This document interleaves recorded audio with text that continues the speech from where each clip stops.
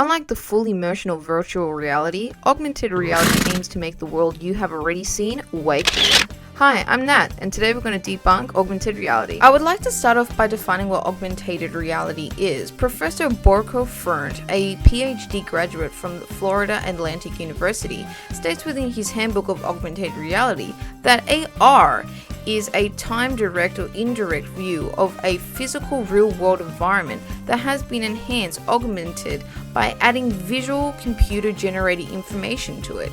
AR is both interactive and recognized in 3D, as well as combine real and virtual objects.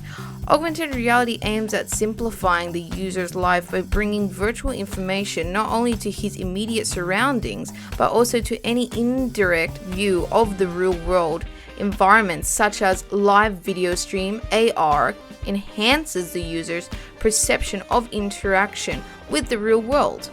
Let's look at a brief history of AR. Ivan Sutherland, a Harvard professor and computer scientist, created the first head-mounted display called the Sword of Damocles in 1968. The device was primitive both in terms of user interface and realism, and the graphics creating the virtual environment were simple wireframe rooms. Sutherland's system displayed output from a computer program in a circumscopic display. The perspective that the software showed the user would depend on the position of the user's gaze, which is why head tracking was necessary while using the device. A user had his or her head securely fastened into the device to perform the experiments at this time. The various components being tested were not fully integrated with one another yet.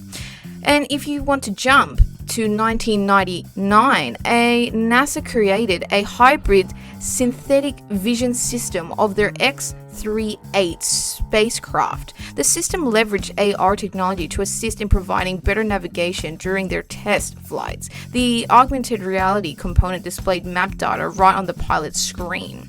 So basically, AR projects digital information onto that target image, and boom, you have augmented reality. In fact, Snapchat is a good modern day example of augmented reality, as the application actively updates their lens features. Snapchat uses facial recognition to create a target image on my face, so that now it has something to track on. It can project digital information onto my face and my surroundings, and that's pretty much how augmented reality works. So what is it that makes virtual reality so fascinating? Well, it's easy. It's presence.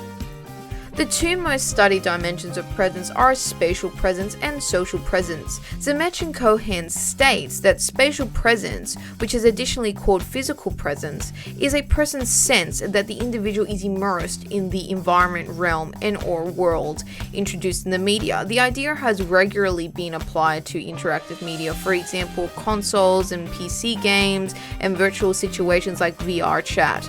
Be that as it may, spatial presence has likewise been considered with a more linear perspective and less interactive audio-visual media, for example, television and film.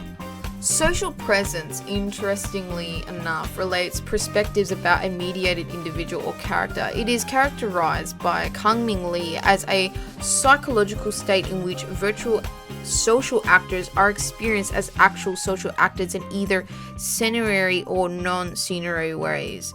This is seen more in avatar building and in social apps. So when real reality is not enough and virtual reality is too much, augmented reality should do the trick.